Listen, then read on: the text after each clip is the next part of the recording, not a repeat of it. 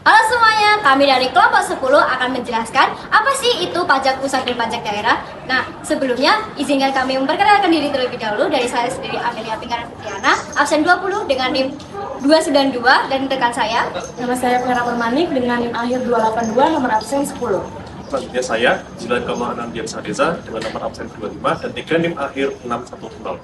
Happy watching! Baik, masuk ke konsep dasar pajak. Di sini saya mengambil dua jenis definisi. Yang pertama dari seorang ahli dan yang kedua yakni definisi secara yuridis. Yang pertama, definisi pajak oleh seorang ahli.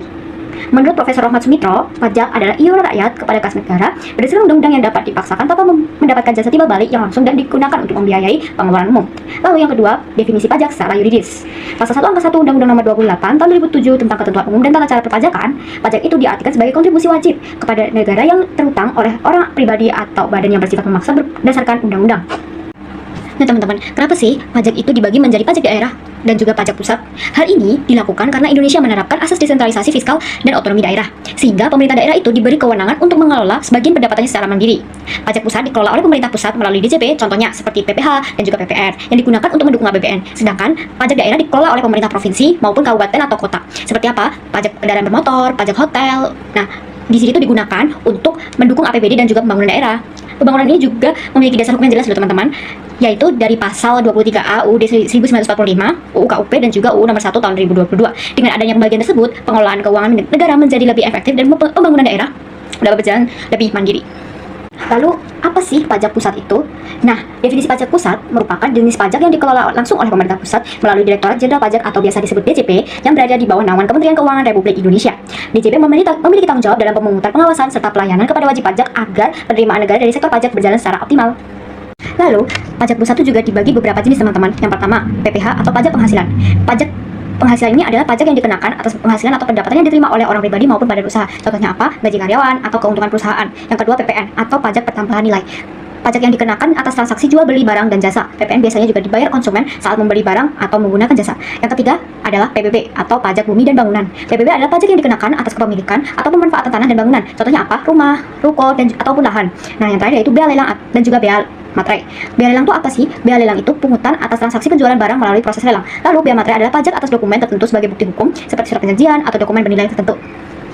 Jadi setelah kita mengetahui apa itu pajak dan jenis-jenis pajak di tingkat pusat, mari kita beralih ke pajak tingkat daerah. Jadi pajak tingkat daerah merupakan salah satu pajak yang wajib dibayarkan oleh masyarakat kepada pemerintah daerah, baik tingkat provinsi maupun tingkat kabupaten atau kota yang bersifat memaksa berdasarkan peraturan undang-undangan yang berlaku.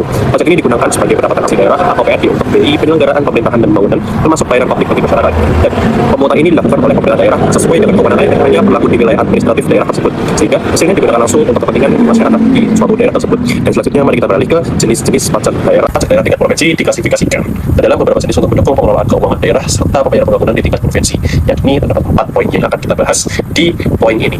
Poin pertama yakni adalah terdapat pajak kendaraan bermotor, yang mana ini merupakan pajak yang dikenakan atas kepemilikan atau penguasaan kendaraan tersebut, contoh kepemilikan mobil, motor, bus atau kendaraan hal lain. Selanjutnya, bea balik nama kendaraan bermotor atau BBNKB, yakni merupakan pajak yang dikenakan kepada seseorang ketika seseorang tersebut itu mengalami adanya perbedaan hak kepemilikan kendaraan bermotor seperti jual beli, hibah atau warisan kendaraan. Nah, selanjutnya ada pajak bahan bakar kendaraan bermotor, yang dimana merupakan pajak yang dikenakan kepada setiap pengguna kendaraan seperti bensin, solar yang dipungut melalui harga bahan bakar yang dibeli oleh masyarakat. Selanjutnya terdapat pajak air permukaan, yang mana merupakan suatu pajak yang dikenakan atas pemanfaatan air di permukaan tanah seperti sungai, danau, waduk atau kepentingan usaha maupun industri. Contohnya perusahaan industri yang menggunakan air sungai untuk melakukan kegiatan operasional. Selanjutnya terdapat pajak kabupaten atau kota, yang dimana merupakan pajak yang dipungut di tingkat kabupaten atau kota untuk mendukung pendapatan asli daerah. Yang dimana kita mengambil 4 contoh dalam hal ini. Ada pajak restoran, pajak bumi bangunan, pajak hiburan reklame, dan pajak penerangan jalan. Nah, pajak penerangan jalan itu apa sih? Jadi pajak penerangan jalan itu merupakan suatu pajak atas penggunaan tenaga listrik, baik dari PLN maupun sumber lainnya. Contoh, kita memiliki tagihan listrik nih, tagihan listrik rumah yang terdapat komponen pajak yang menyelimuti penerangan jalan gitu. Tabel ini merupakan kriteria pembanding antara pajak pusat dan pajak daerah, mulai dari pengelolanya pajak pusat oleh Direktorat Jenderal Pajak atau DJP, sedangkan pajak daerah oleh pemerintah daerah, provinsi atau kabupaten kota. Alokasi dana pajak pusat oleh APBN, sedangkan pajak daerah oleh APBD.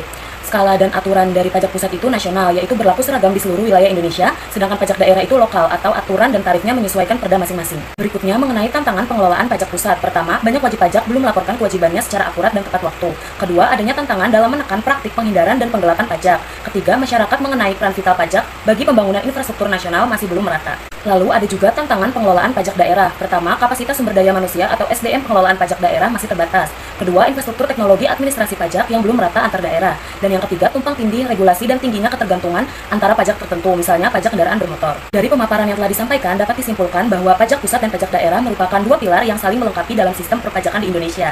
Meskipun memiliki kewenangan dan skala yang berbeda, pajak pusat berperan dalam menopang stabilitas negara melalui APBN, sedangkan pajak daerah mendorong kemandirian fiskal dan otonomi daerah melalui APBD. Oleh karena itu, keberhasilan pengelolaan pajak sangat bergantung dari sinergi kebijakan antara pemerintah pusat dan daerah, serta peningkatan kesadaran masyarakat yang patuh akan pajak.